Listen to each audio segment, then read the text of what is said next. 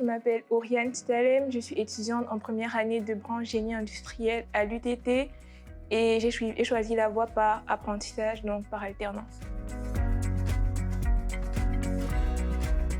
En évoluant au fil des années, je me suis intéressée à la branche GI et en TC4, j'ai eu à faire une UE, c'est APPTC.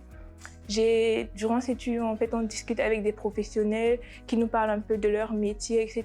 Donc, j'ai rencontré des personnes qui travaillaient dans les domaines du génie industriel et je me suis rendu compte qu'en effet, c'était ce qui me plaisait le plus parmi toutes les branches de l'UTT. Et voilà, comme mon grand frère en parlait, il m'avait déjà parlé un peu de l'alternance et des avantages. Je me suis dit pourquoi pas suivre la branche en apprentissage. C'est sur deux volets. Le premier volet, c'est celui de la formation parce que certes, c'est un peu une charge de travail plutôt élevée, mais je trouve que c'est assez bénéfique parce qu'on apprend des trucs à l'école et ces enseignements, on essaie de les appliquer directement en entreprise, ce qui nous permet de voir un peu les enjeux concrets de ce qu'on nous enseigne à l'université. En tant qu'alternant également, on est considéré comme un salarié dans l'entreprise et donc on a une rémunération à la fin du mois. Il y a de différentes aides qui sont proposées aux alternants, notamment l'aide à la mobilité, l'aide au permis, l'aide pour l'achat du matériel informatique par exemple, ou même des allocations logement un peu plus élevées. Et je trouve que cet ensemble d'avantages sont assez bénéfiques et peuvent un peu compenser, entre guillemets, la charge de travail qu'il y a potentiellement derrière.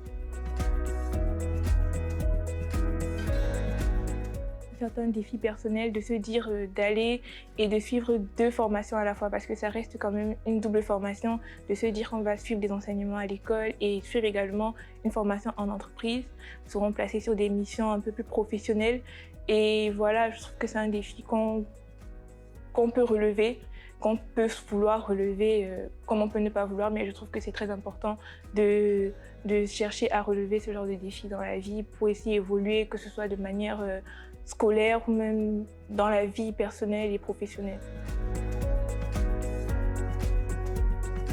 Le métier que j'aimerais exercer plus tard, c'est celui de responsable supply chain.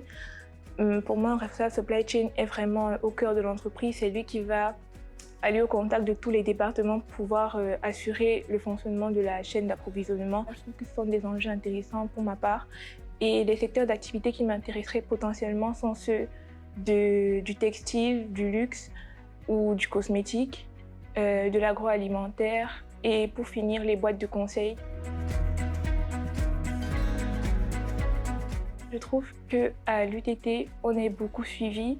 Il y a un réel suivi derrière de nous, les étudiants. On fait des réunions avec notre responsable qui essaie de nous briefer un peu sur les différentes avancées. Il y a également un suivi pour notre recherche d'alternance, que ce soit comment rédiger un bon CV, comment rédiger une lettre de motivation, comment se préparer pour un entretien et même cette explication-là de différents droits et avantages qu'on a en tant qu'alternant.